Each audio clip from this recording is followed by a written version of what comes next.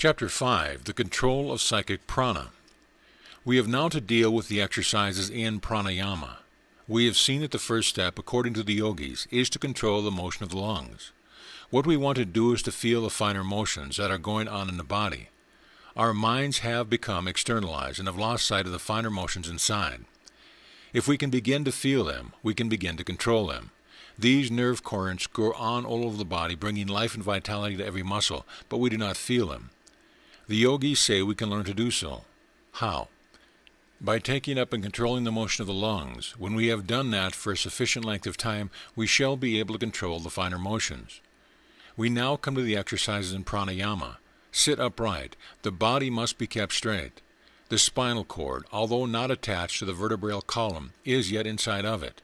If you sit crookedly, you disturb this spinal cord, so let it be free. Any time that you sit crookedly and try to meditate, you do yourself an injury. The three parts of the body, the chest, the neck, and the head, must be always held straight in one line. You will find that by a little practice this will come to you as easy as breathing. The second thing is to get control of the nerves. We have said that the nerve center that controls the respiratory organs has a sort of controlling effect on the other nerves, and rhythmical breathing is therefore necessary. The breathing that we generally use should not be called breathing at all. It is very irregular. Then there are some natural differences of breathing between men and women. The first lesson is just to breathe in a measured way, in and out. That will harmonize the system. When you have practiced this for some time, you will do well to join into it the repetition of some words as Om or any other sacred word. In India, we use certain symbolical words instead of counting 1, 2, 3, 4. That is why I advise you to join the mental repetition of the Om or some other sacred word to the pranayama. Let the word flow in and out with the breath, rhythmically, harmoniously, and you will find the whole body is becoming rhythmical. Then you will learn what rest is. Compared with it, sleep is not rest. Once this rest comes, the most tired nerves will be calmed down, and you will find that you have never really rested before.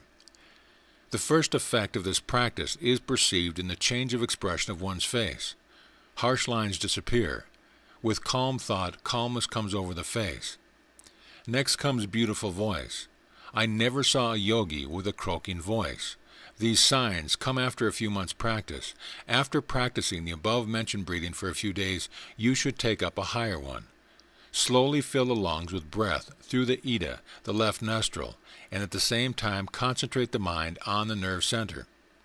You are, as it were, sending the nerve current down the spinal column and striking violently at the last plexus, the basic lotus, which is triangular in form, the seat of the kundalini. Then hold the current there for some time. Imagine that you are slowly drawing that nerve current with the breath through the other side, the pingala. Then slowly throw it out through the right nostril. This you will find a little difficult to practice. The easiest way is to stop the right nostril with the thumb, and then slowly draw on the breath through the left. Then close both nostrils with thumb and forefinger, and imagine that you are sending that current down and striking the base of the Sushumna. Then take the thumb off and let the breath out through the right nostril. Next, inhale slowly through that nostril, keeping the other closed by the forefinger. Then close both as before.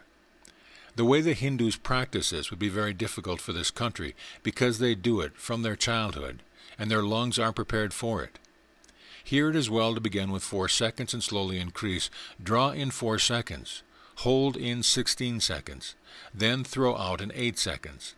This makes 1 pranayama. At the same time, think of the basic lotus, triangular in form. Concentrate the mind on that center.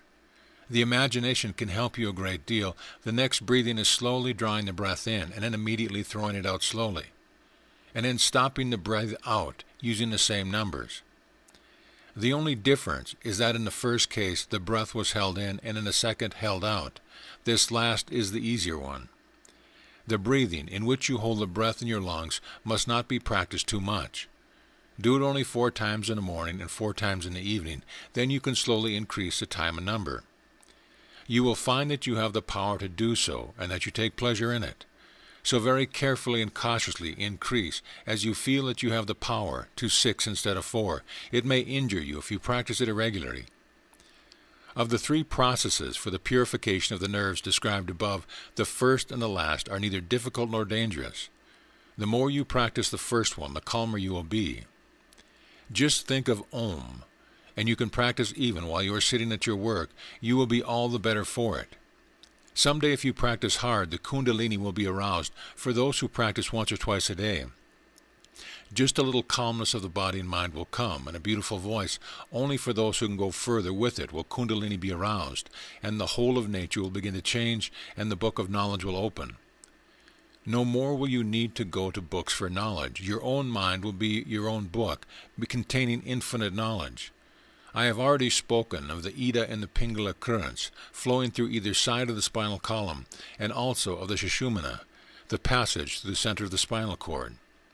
These three are present in every animal. Whatsoever being has a spinal column has these three lines of action. But the yogis claim that in an ordinary man the Sushumna is closed. Its action is not evident, while that of every other two is carrying power to different parts of the body. The yogi alone has a Sushumna open.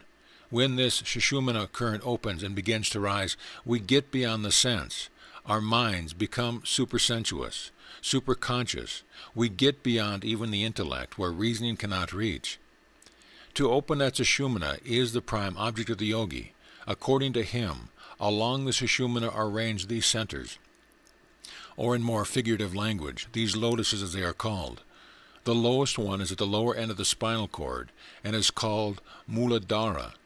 The next higher is called Svatshahana, the third Manipura, the fourth Anahata, the fifth Vishuddha, the sixth Ajna, and the last, which is in the brain, is the Sahasrara, or 1,000-petal.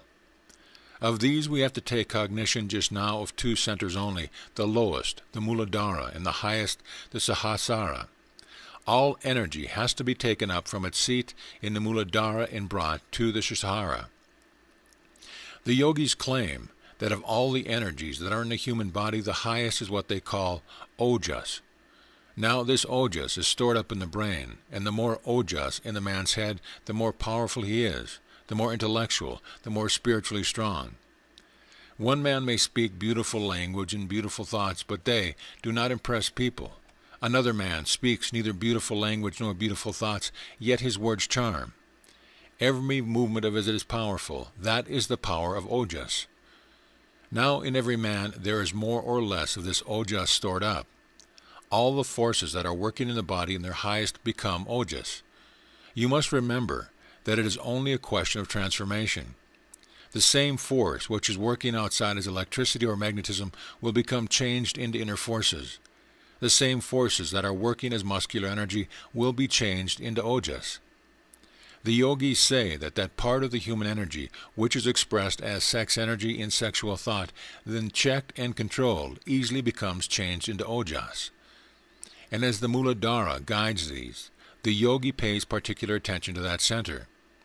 He tries to take up all his sexual energy and convert it into Ojas.